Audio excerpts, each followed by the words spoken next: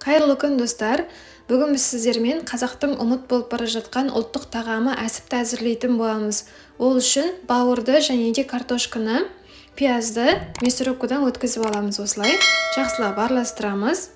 Татымына қарай тұз саламыз. Бұл бізде чеснок және де дәмдеуіштер саламыз. Бұрыш салатын боламыз.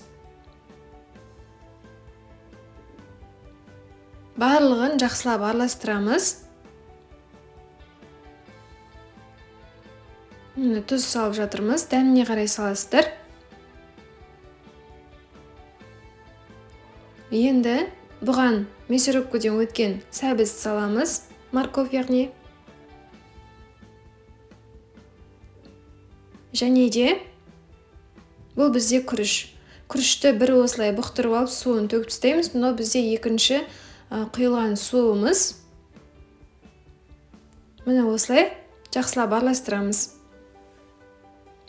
Үстіне тағы да су құямыз. Бұл бізде сұйық болуы керек, себебі бұны біздер ас ішекке құямыз. Міне ас ішектің астын осылай байлап аламыз. Және де воронкаға қарағанда баклажкамен ыңғайлы, себебі біздер осылай байлап қоя аламыз. Оңтүстік жақтарда шек қарыннан да жасап жатады әсіпті. Біздерге бірақ бауырдан істеген өте қатты ұнайды, сондықтан біз осылай жасаймыз. Енді жаңағы дайындағанымыздың барлығын осылай құйып шығатын боламыз. Ішіне бауырымызды құйғанда толтырып құймаймыз. Арасында бос орын болу керек.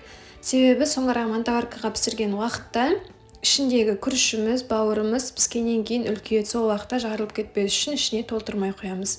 Міне мантоваркаға салып аламыз осылай. Енді 30-40 минут мантоваркада пісіретін боламыз. Көріп тұрғандарыңыздай қатты емес, бос. Бір қайнағаннан кейін осылай тесіп шығамыз. Суба жескімен абайлап тесеміз, жыртып алмай. Және де 30-40 минуттан кейін дайын болады.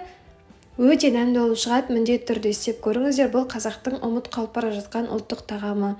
Рецепт ұнаса лайк басып, комментарий жазуды ұмытпаңыздар.